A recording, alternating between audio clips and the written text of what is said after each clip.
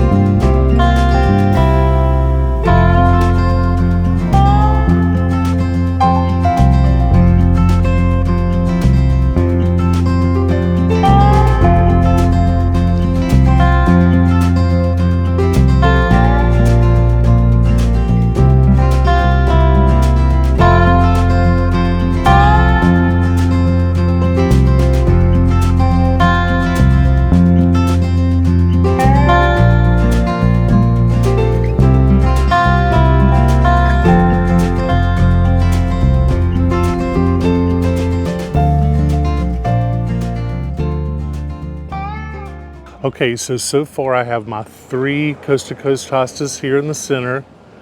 And then I have wrapped down with these magenta colored Sunpatience all throughout.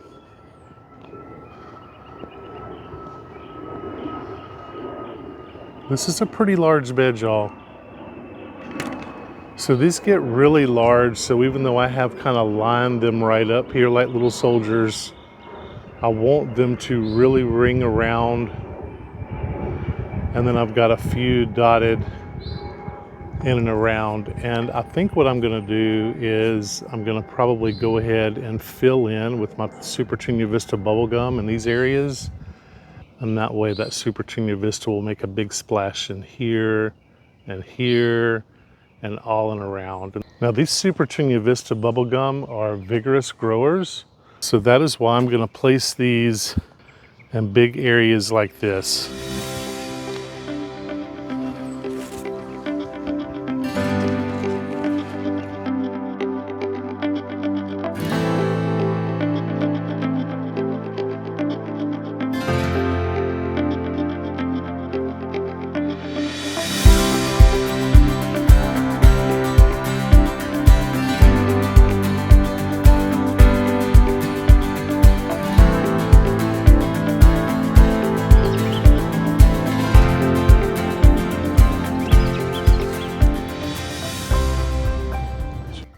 I want this bed to be a very high impact, colorful location because it's seen in so many different directions. And I'm still just undecided on the Dusty Miller, so I'm gonna go ahead and get all these planted first, and then I may come back and fill in with the Dusty Miller. Yeah, this is a really good start.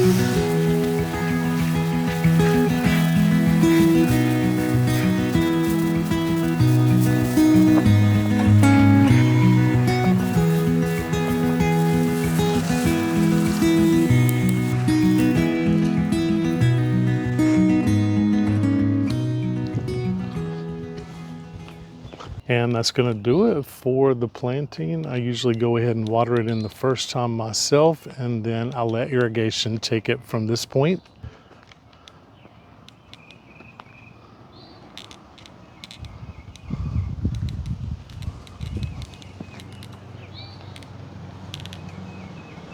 Looking good. It feels really good to get all these plants in the ground finally.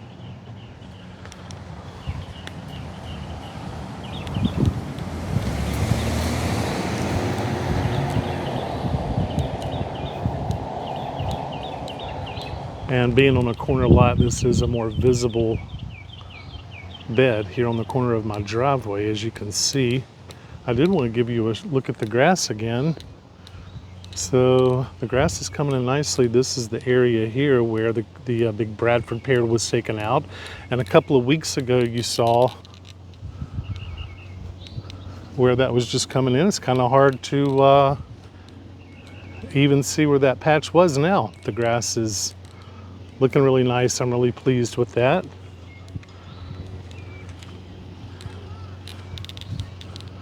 So yeah, the plants are going to look great in a couple of weeks. They are going to really take off. Hopefully we won't have any soil showing.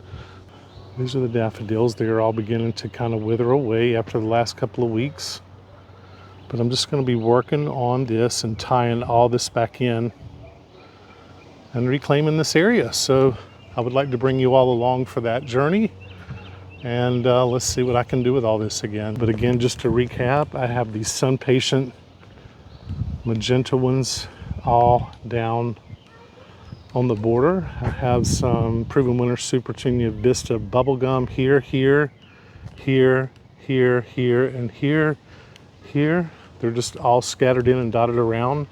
I have the Proven Winners Coast to Coast hosta here, here, and here with that lime green. And yeah, I think I may come in and dot the Dusty Miller also around this perimeter. But yeah, that's a look at this bed for now. And that's going to do it for today's video. Thank you all so much for watching. You know, it feels really good to finally get all these plants here in this big flower bed by the driveway. Thank you all so much for watching Gardening with Grayson, and I will see you in the next one.